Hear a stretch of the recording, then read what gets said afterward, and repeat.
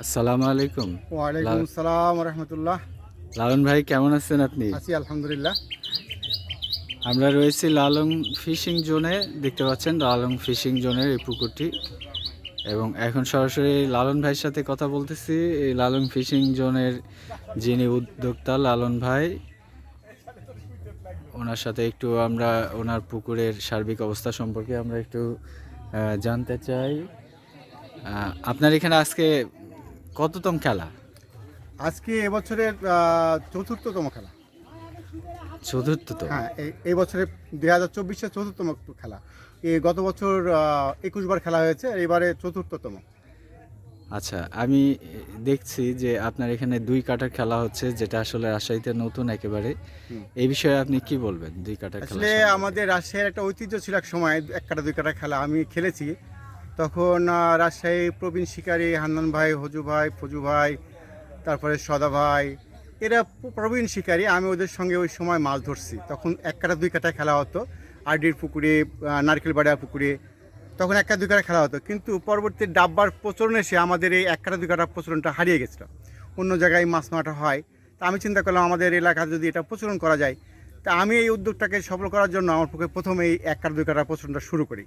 তো যাক, আমি আচ্ছা, প্রথমেই সফলতা পেয়েছিলাম, এবং সে থেকেই আমার এক কাটা দুই কাটা খেলার প্রচলন। আচ্ছা, ঠিক আছে। শুনে ভালো লাগলো যে আপনি নতুন একটা উদ্যোগ নিয়েছেন। আসলে ১ কাটা ২ কাটাতে কি মাছ বেশি শিকার করা যায়? না শিকারীরা আসলে শিকার করে আনন্দ পায়? আসলে এর বিশেষত্বটা কি? আসলে এক কাটা দুই কাটাতে মাছ বেশি মারা যায় কিনা তবে বলতে পারবো না।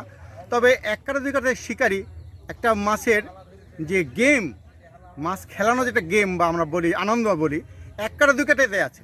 মানে মাছ শিকারের মজাটা মজাটা সব কিন্তু এক কাটা জায়গায়। দুই কাটাতেই আছে।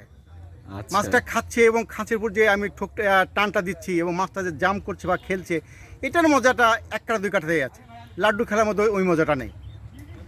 আচ্ছা, ঠিক আছে। অনেক ধন্যবাদ কিছু ভ্যালুয়েবল তথ্য দেওয়ার জন্য। তো আরও কিছু আসলে জানতে চাই যে আজকে আপনার এখানে কত টাকার টিকিট এবং কতগুলো সিট রয়েছে, এই বিষয়গুলো আজকে যদি বলতেন। 8,500 টাকার টিকিট। 20টা ঘাট আছে, 20টা মাছা আছে। 20 মাচায় 3 ছিপের খেলা। প্রতিটি মাচায় 3টা রড বা ছিপ ব্যবহার করতে পারছে তারা। এক কাটা দুই কাটার খেলা, ডিম রুটির খেলা। আর এমনি মাছ কেমন হয়েছে? মাছ সকাল থেকে সকালে অত্যন্ত ভালো হয়েছে, তারপর একটু কম হয়েছে, এখন আবার ভালো হচ্ছে, এবং সন্ধ্যার জন্য সবাই ভালো মাছ পেয়েছে। এটা অবশ্য আমিও সাপোর্ট করতেছি এই জন্যই যে আসলে মাছ না পেলে শিকারীরা চিল্লাপাল্লা শুরু করে দেয়, কিন্তু কোনো চিল্লাপাল্লা নাই। খুব সুন্দর শান্তশিষ্টভাবে খেলা চলতেছে দেখতে পাচ্ছি। আজকে তো দেখলাম যে মানে ১ কাটা ২ কাটায় কিন্তু ছিপ আমরা ৩টা করে ছিপ হ্যাঁ, দেখলাম। 3টা করে ছিপ দিয়েছি। এর আগে 2টা ছিল, শিকারে অন্তত আরেকটা ছিপ বাড়িয়ে দিয়েছি। আচ্ছা, আর এমনি মাছ না হলে কোনো ব্যবস্থাপনা হ্যাঁ, মাছ না হলে তো আমি আসলে শিকারের তো আসে মাছ ধরতে, মাছ না হলে শিকারেরা শিকারীদের টাকাটা আমার কাছে নিব কেন আমি? এটাই আমার কাছে বড় কথা, যে শিকারীরা মাছ পাবে না, আমি টাকা নেবো, এটা তো ঠিক না। এটা খুব ভালো একটা বিষয়। আরেকটা বিষয় আমি দেখলাম যে কোনো চার করার সিস্টেম নেই। না, চার করার সিস্টেম তো নেই। আসলে চার না করলে বেনিফিটটা কি আসলে? ছোট জায়গাতে চার না করে মাছ বেশি ধরে, কারণ ডিম রুটির চেয়ে বড় চার আমার মনে হয় আর কিছু নেই। আর আচ্ছা, সব মাছগুলো যখন ছোট পুকুরে বেশি যদি চার করা হয়, চারটাই খায় মাছ, তখন আর টোপ খায় না। মাছের পেট ভরাই হ্যাঁ, থাকে। হ্যাঁ, ও আচ্ছা, এই কারণে সবাই ইচ্ছামতো অতিরিক্ত চার ফেলে। হ্যাঁ, তখন ইচ্ছে মতো যেমন পারে দেয়। যেমন আমি পুকুরে হয়তো 20 কেজি খাবার দিই, আমার 20টা মাছ আছে, প্রত্যেকটা মাছ থেকে 2 কেজি করে খাবার দিল, তাহলে 40 কেজি খাবার হয়ে গেল। তাহলে তো মাছ তো আর ওই অত খাবার খাইতে পারবে না। এটাই খুব আর কি। খুব যুক্তিপূর্ণ কথা। এবং আপনার পুকুরে দেখলাম মাছগুলো সুন্দর সাইজের মাছ আছে। এখানে কি শুধু লোকাল শিকারিরাই আছে না না, এমনি? এখানে লোকাল না, এখানে রাজশাহী আছে, নাটোরের আছে, আমাদের লোকালের নিজস্ব আমাদের এলাকারও আছে 4-5 জন। আর রাজশাহী নাটোর এই এলাকারই বেশি, রাজশাহী নাটোর এলাকাতেই বেশি। আচ্ছা, ও খুব বড় একটা মাছ হিট হয়েছে এই পারে এই মুহূর্তে দেখছি। আসলে পুকুরে অনবরত মাছ হিট হচ্ছে। হ্যাঁ, এটা একটা খুব মজার আমি বিষয়। দেখে খুব ভালো লাগছে, কারণ আমি তো অনেক জায়গায় বাংলাদেশের বিভিন্ন জায়গাতে আসলে মাছ শিকারের প্রোগ্রামগুলোতে যাই।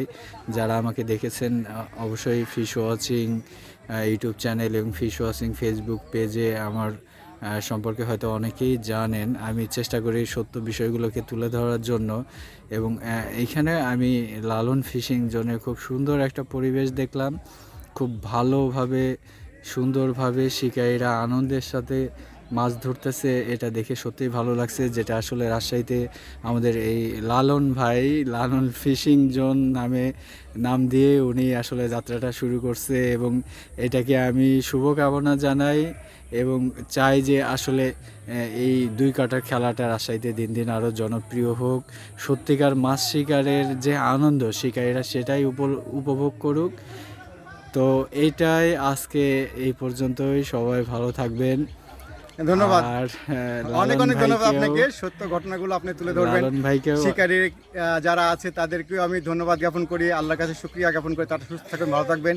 আর আমাদের রাজশাহীতে এক কাটা দুই কাটা খেলাটা প্রচলন হোক এবং ওটা ভালো হোক, একটা ভালো গেম খেলার একটা সুযোগ পাক শিকারা, সে কামনা করি। আসসালামু আলাইকুম। ওয়ালাইকুম আসসালাম। আল্লাহ হাফেজ। আল্লাহ।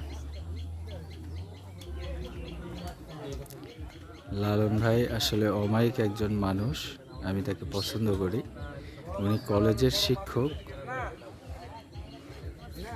বাংলার শিক্ষক হিসেবে খুব সুন্দর কথাবার্তা বলতে পারেন, এবং উনি নিজেও মাছ শিকার করেন।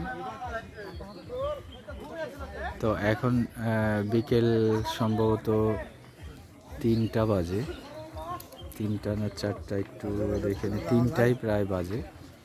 আমি সকাল 10টা থেকে এখানে আছি এবং মাছ হচ্ছে না এরকম অবস্থা আমি পাই নাই। কন্টিনিউ এক নাগাড়ে এখানে মাছ হচ্ছে, দেখে খুব ভালো লাগতেছে।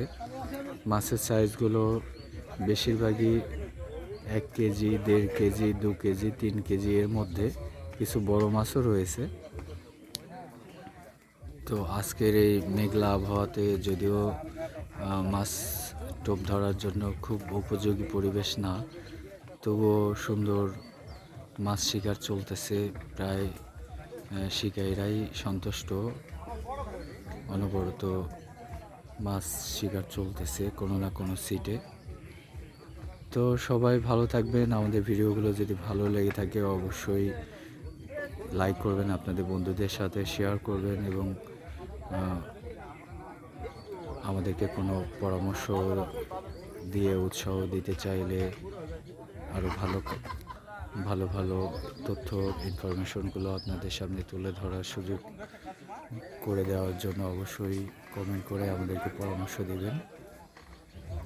তো লালন ফিশিং জোন, রাজশাহী, চারঘাট, ফরিদপুর গ্রাম।